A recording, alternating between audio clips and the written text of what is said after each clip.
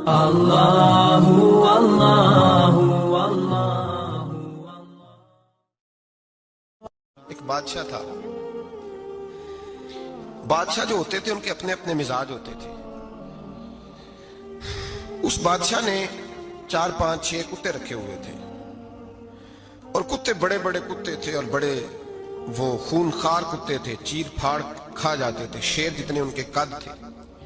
بادشاہ تھوڑا سا کسی آدمی سے ناراض ہوتا نا تو ایک بہت بڑے پنجرے کے اندر ایک بہت بڑا سلاخوں کا گھر اس نے بنایا ہوا تھا، اس میں کتے ہوتے تھے، اور کتے کو جب باندھ کے رکھا جاتا ہے تو زیادہ زہریلا ہو جاتا ہے، وہ زیادہ اس کے اندر کرواہٹ آتی ہے، زیادہ کاٹتا ہے۔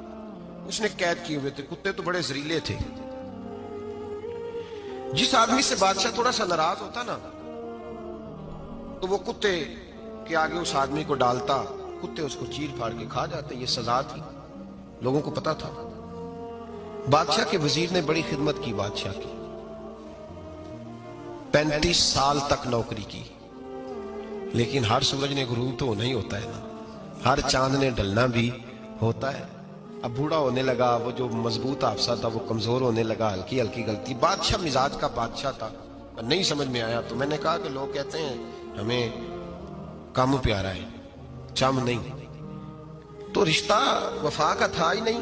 وزیر سمجھنے لگا کہ اب نہ میں بھی غلطیاں کرنے لگا ہوں تو ایسا نہ ہو کسی دن میں بھی ان کتوں کا شکار ہو جاؤں۔ اس نے بادشاہ سے کہا کہ بادشاہ، مجھے آہستہ آہستہ معذرت کرنے لگا، قدم ہٹانے لگا کہ مجھے چھٹی دے دی جائے، میں بوڑھا ہو گیا ہوں۔ لیکن اس نے کہا نہیں نہیں، جب تک میری طبیعت نہیں مانتی تم نہیں جا سکتے۔ مطلق العنان لوگ تھے، وزیر خاموش ہو گیا، پریشان رہنے لگا، غلطی ہو گئی ہے تو پھینک دے گا۔ ایک تجویز اس کے ذہن میں آئی، وہ جو پنجرے، کتوں کے پنجرے پر محافظ بیٹھا تھا نا، جو ان کو کھانا ڈالتا تھا، روٹی ڈالتا تھا، گوشت دیتا تھا، اس کو ایک دن کہنے لگا یار تیری ڈیوٹی ہے سارا دن کتوں کو کھانا دینے کی، گوشت دینے کی، تو 2 4 دن ڈیوٹی مجھے نہیں دیتا؟ کہ تو لے لے، میں تو پہلے پریشان ہوں، سارا دن ان کی دیکھ بھال کرتا ہوں۔ اس نے کچھ تھوڑا سا گوشت لیا، پنجرے کے باہر کھڑے ہو کے کتوں کو ڈالا، اگلے دن تھوڑی روٹیاں لے آیا، کتوں کو ڈالی، 2 4 دن، ہفتہ، مہینہ، سال بھر، جتنا اس کو موقع ملا وہ دن بھر خدمت کرتا۔ بس وقت ایک دن آ گیا، بادشاہ کو کوئی بات اچھی نہ لگی، اس نے کہا اس بڈھے کو اٹھاؤ اور ڈالو کتوں کے پنجرے میں، ساری زندگی یہاں رہا، اسے ابھی تک نہیں پتا چلا میرے مزاج کا۔ جب اٹھا کے پنجرے میں ڈالا نا تو بجائے اس کے کہ کتے اسے کاٹ کھاتے، وہ اس کے پیر چومنے لگے، وہ پیر چومنے لگے، ہاتھ چومنے لگے، چاٹنے لگے۔ تو بادشاہ سامنے کھڑا تھا نظارہ دیکھنے کو کہ چیر پھاڑ کرتے تو خوش ہوا کرتا تھا، خونخوار درندے جیسی اس کی طبیعت ہو گئی۔ جب دیکھا پیار کر رہے ہیں تو بادشاہ وزیر سے کہنے لگا یہ کیا ہے؟ تو وزیر رو پڑا، کہنے لگا تو سیاستدان تھا تو میں بھی سیاستدان تھا، ساری زندگی سیاست کی لیکن دنیا داروں کے ساتھ رہا، تو انجام یہ ہوا کہ مجھے اس پنجرے میں ڈال دیا گیا۔ دیکھ تو بہت بڑا سیانہ تھا اور میں بھی سمجھدار تھا، وزیر رہا، لیکن ہمارا روح کا رشتہ نہ بن سکا۔ ارے ہم سے تو یہ کتے ہی اچھے نکلے، تیری 40 35 سال خدمت کی تو تو نے کتوں کے آگے ڈال دیا، انہیں تو چند مہینے روٹی ڈالی ہے، میرے وفادار ہو گئے۔ چند مہینے روٹی، جنہ تنا وچ عشق نہ رچیا کتے نہ تھی چنگے، جنہ تنا وچ عشق نہ رچیا کتے نہ تھی چنگے، مالک دے کر راکھی کر دے صابر بھوکے ننگے۔ اور بابا بلے شاہ صاحب فرماتے ہیں تو راتی جاگے تے شیخ صدا میں، راتی جاگ دے کتے تے تیتھوں اتے مالک دا در مول نہ چھڑ دے، پاویں مارو 100 100 جتے تے تیتھوں اتے رکھا سکھا کھا، دنے جار رکھاں وچ ستے، تیتھوں اتے ایک برکی دا قدر پچھانن، پاویں مالک ہو من ستے۔ ایک برکی دا اوپر کھڑے ہو کے کام نہیں کرانا پڑتا کہ میں کھڑا رہوں گا تو کام صحیح ہوگا، جاؤں گا تو نہ، ایک برکی دا قدر پچھانن، پاویں مالک ہو من ستے۔ پھر اپنے آپ کو مخاطب کیا، کہنے لگے اٹھ بلیا، چل یار منا لے نہیں تے بازی لے گئے۔ ملا رومی کہتے ہیں کہ چڑیا اور چڑا، مذکر مؤنث دونوں کٹھے بیٹھے تھے، تو ایک بندہ آ گیا صوفی، میری طرح پگڑی شکڑی باندھی ہوئی، جبے کبے میں لگا ہوا۔ یہ جتنے فتنے آج آپ کو نظر آ رہے ہیں نا، یہ جبوں کے پیچھے نکلتے ہیں سارے۔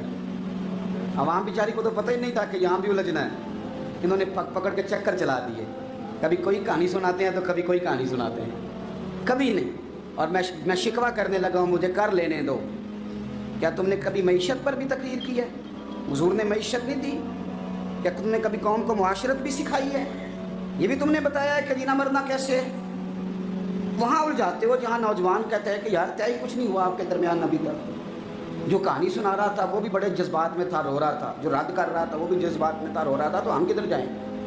आपने कौम को किस दोराहे पे खड़ा कर दिया? शिकवा करने लगा हूँ। वो चिड़ा और चिड़ी दोनों बैठे थे। एक बंदा सूफी साफी आ गया, बड़ा जनाब, जुब्बा कुब्बा, बड़ी बात।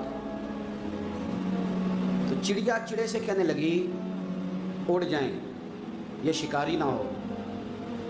तो चिड़ा कहने लगा नहीं, शिकारियों का लिबास और होता है, ये तो दरवेशों का लिबास है, रहने दो, बैठे रहते हैं। उसने बड़ा समझाया चिड़िया ने, पर चिड़िया की बात मानता भी कोई नहीं ना।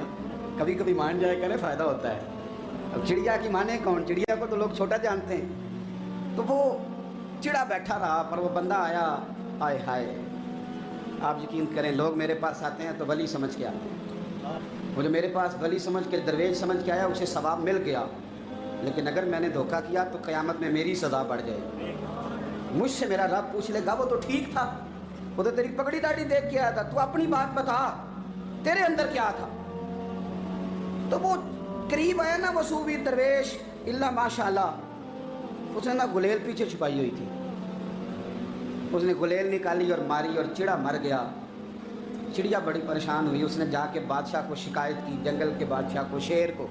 शेर ने कहा तू फिक्र न कर, बंदा पकड़ लेते हैं। बंदा पकड़ लिया, गिरफ्तार कर लिया, सामने आ गया। तो चिड़िया कहने लगी, शेर कहने लगा चिड़िया से कि अपना पकड़ तो हमने लिया है, सज़ा हमने नहीं देनी। अगर ये बात आपकी समझ में आ गई ना, मसला सिर्फ लीडरों का नहीं, कारकुन भी बड़े ख़तरनाक हैं। नाराज़ हो गए हो? मसला मुरीदों का नहीं, ये पीरों का नहीं, सिर्फ ये मुरीद भी नहीं कहीं हिलने देते। ये भी नई से नई कहानी रोज़ बना के लाते हैं और आके सुनाते हैं। सुनो, वो चिड़िया से कहने लगे, बादशाह सलामत, शेर साहब कहने लगे कि सज़ा तेरी मर्ज़ी की देनी है, तू बता क्या सज़ा दे। तो चिड़िया रो पड़ी, कहने लगी बादशाह इसे सज़ा कोई नहीं देनी, एक बस हुक्म देना है। उसे कहा वो क्या? तो वो कहने लगी इसे हुक्म करें, अगर इसने शिकार करना है तो लिबास भी शिकारियों वाला पहने। इसने लिबास सूफियों वाला पहनना है और अंदर से शिकारी है। बस इसे हुक्म करते हैं कि इसने शिकार करना है तो लिबास भी, अल्लाह करे आपकी समझ में बात आए। और सियासतदान, तूने लिबास पहन लिया है, खिदमतकार है तू शिकारी। और ब्यूरोक्रेट, और ताजर, तूने लिबास पहन लिया है, खिदमतकार, तू शिकारी है। ओ बहुत बड़ी जगह पे बैठे हुए अफसर, तूने लिबास पहन लिया है एक बहुत बड़े अफसर का, एक महकमे को संभालने का, और अंदर से तू रिश्वत खाता है, शिकारी है। और दरवेश साहब, मौलवी साहब, और बड़े काम में लूटने के लिए दरवेश बन के तो ना आपकी तबीयत के अंदर दौलत से बेजारी। हजरत अबू दरदा, हजरत अबू मूसा अशरी, हजरत अबू हुरैरा रदी अल्लाह तआला अन्हु, ये समझ ले उनके क्लास फेलो थे, उनके साथ पढ़ा था इन्होंने। हजरत अबू ज़र गिफ़ारी इन पर भी जलाल करते। आप यकीन करें कि तबीयत ना ऐसे कैफ में आ गई इनको पढ़ के। इनको पढ़ा जब कुछ दिनों से तो कुछ अनोखा, ये अनोखी वजह है, सारे ज़माने से निराले हैं ये बंदे। कौन सी बस्ती के यार अब रहने वाले हैं, ये किस तरह के लोग हैं, क्या सोच है। हजरत अबू दरदा रज़ी अल्लाह तआला अन्हु के घर के करीब से गुजरे तो हजरत अबू दरदा मकान बना रहे थे। क्या जुमला कहा, तड़प गई रूह। फरमाने लगे अबू दरदा तुझसे मुझे ये उम्मीद नहीं थी यार। फरमाया क्या हुआ? फरमाने लगे अब तेरा मकान बनाने के लिए भी अल्लाह के बंदों की पुश्तों पर ईंटें रखी जाएंगी। तेरा मकान बनाने के लिए रब के बंदों की पुश्तों पर ईंटें तेरे लिए। तो अबू दरदा ने गर्दन झुका ली। फरमाया यार जहां तू है ना तू बिल्कुल ही ठीक कहता है। क्यों? मेरे नबी पाक सल्लल्लाहु अलैहि वसल्लम ने फरमाया इस जमीन के ऊपर और आसमान के नीचे अबू ज़र गिफ़ारी से सच्चा बंदा कोई नहीं, इनसे ज्यादा सच्चा कोई नहीं। फरमाया तू ठीक कहता है यार, सही कहता। हजरत अबू मूसा अशरी रज़ी अल्लाह तआला अन्हु को गवर्नर बना दिया गया इराक का। अब हजरत अबू मूसा अशरी सहाबा में एक बड़े जलील कद्र सहाबी हैं और उनकी अजमतें, रिफतें, बुलंदियां क्या कहना, बड़ी गहरी दोस्ती थी। लेकिन जब वो गवर्नर बन गए ना تو آپ نے فرمایا بس بھائی اب تو نے عہدہ لے لیا ہے, یہ بندے کو ٹھیک نہیں رہنے دیتی چیزیں, اب تو عہدے میں چلا گیا. بڑی مدت کے بعد ملاقات ہوئی حضرت ابو موسیٰ اشعری کے ساتھ. وہ دوڑ کے آئے حضرت ابو ذر غفاری کے گلے ملنے, میرا بھائی میرا بھائی. فرمایا پیچھے ہٹ جا, میں نہیں تیرا بھائی, تو گورنر ہے, میں غریب آدمی ہوں, اپنا کام کر. پھر دوڑ کے آئے, فرمایا ابو ذر تو میرا بھائی ہے یار, اکٹھے پڑھتے تھے حضور. فرمایا نہیں جا, تو نہیں میرا. پھر آئے, جانتے تھے نا یہ سچا بندہ ہے, یہ سچا بندہ ہے, یہ تقریروں والا نہیں, صرف وعظوں والا نہیں, اس کے اندر بھی بڑی سچائی ہے.